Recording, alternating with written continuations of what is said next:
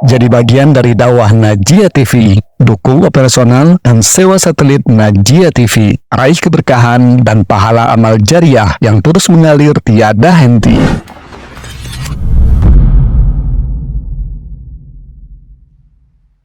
Ketahuilah bahwa hukum orang yang mendatangi arraf, kahin, datang saja itu tidak diterima sholatnya 40 hari. Apalagi menjadi dukun atau tukang ramal. Lebih berat lagi dosanya.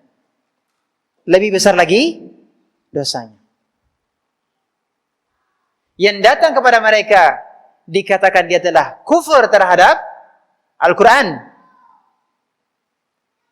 Itu yang mendatangi. Apalagi dukun itu sendiri, tukang ramal itu sendiri, maka dosanya lebih besar. Yang datang tadi kita jelas secara terperinci tadi, di antara rinciannya adalah sampai pada tingkatan murtad, keluar dari Islam. Apalagi dukunnya, tukang ramalnya.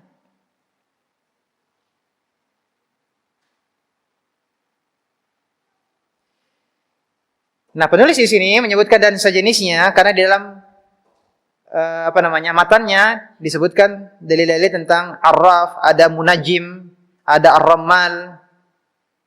Apa yang maksud dengan munajim? Munajim itu orang yang meramal dengan menggunakan media bintang, astrologi. Ya, meramal dengan bintang. Dikatakan ar-ramal, dia sama. Ini juga tukang ramal, tapi medianya pasir. Karena di Arab memang kebanyakannya pasir. Ada juga orang yang meramal dengan menggunakan batu. Ini kan sudah kita bahas pada pertemuan yang lalu terkait dengan macam-macam jenis sihir. Namun karena banyaknya pasir, maka dikatakan ar-ramal. Ya, yang meramal menggunakan media pasir. 6.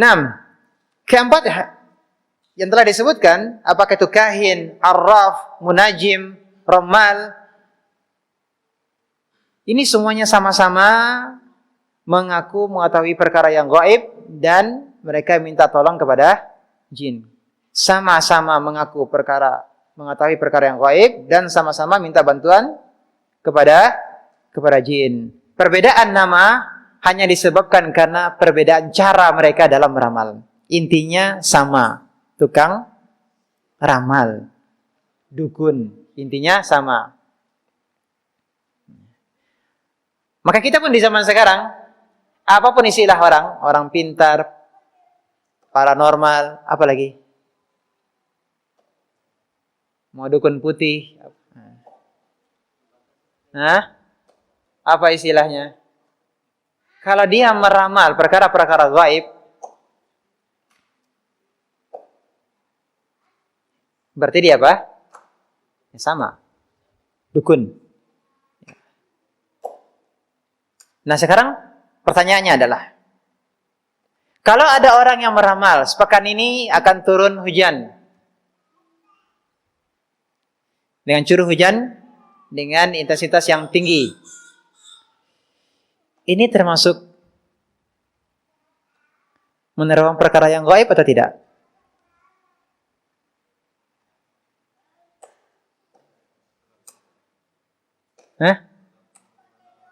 Tergantung bagaimana cara meramalnya.